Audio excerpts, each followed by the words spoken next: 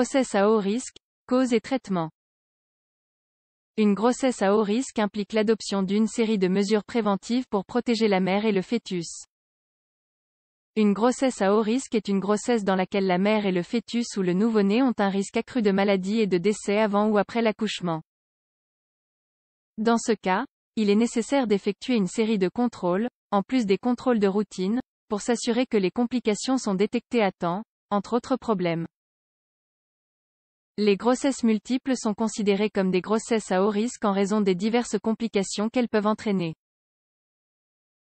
Attention, cela ne veut pas dire que toutes les grossesses de ce type présenteront des complications, mais plutôt que le risque de leur survenue est plus important. L'objectif des contrôles et des soins complémentaires est d'éviter les conséquences d'éventuelles complications et d'assurer le retour à la normale, dans la mesure du possible. Quelles sont les causes d'une grossesse à risque? Par définition, toute grossesse qui survient aux extrêmes de la tranche d'âge de la procréation d'une femme est une grossesse à risque. Autrement dit, une grossesse à l'adolescence est une grossesse à risque parce que la jeune femme continue de se développer et nécessite un apport différent en nutriments. À l'autre extrême, se trouvent les femmes de plus de 40 ans.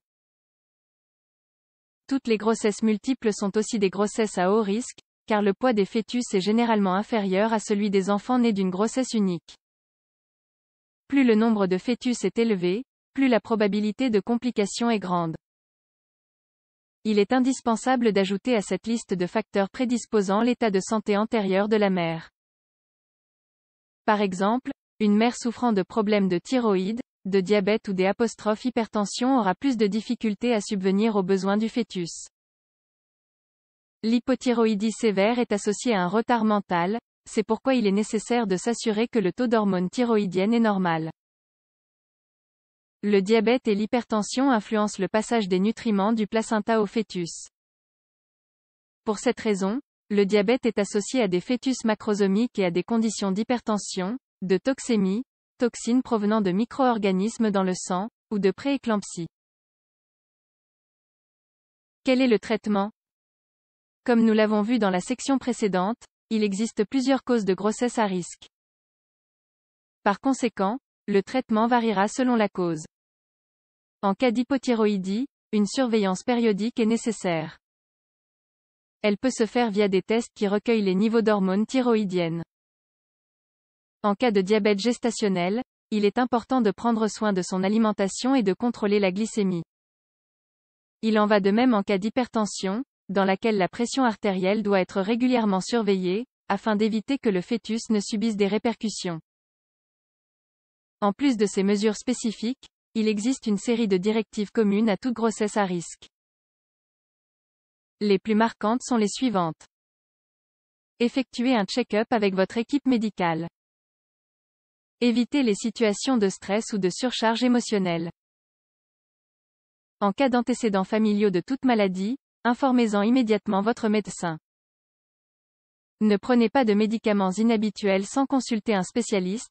Certains médicaments sont contre-indiqués pendant la grossesse, car ils peuvent provoquer des malformations et autres altérations sur le fœtus. Évitez de manger de la viande et du poisson cru. Les saucisses font également partie de ce groupe. Ne fumez pas et ne buvez pas de boissons alcoolisées. Évitez de manger des sucreries et assurez un bon apport hydrique. Comment prévenir une grossesse à risque? Tout d'abord, si vous ou votre partenaire avez des maladies transmissibles, telles que des infections sexuellement transmissibles, il est préférable d'éviter une grossesse. Si vous souhaitez avoir des enfants, vous devrez le faire une fois traité par l'équipe médicale. Si vous êtes une fumeuse active, il est souhaitable d'arrêter de fumer avant de tomber enceinte.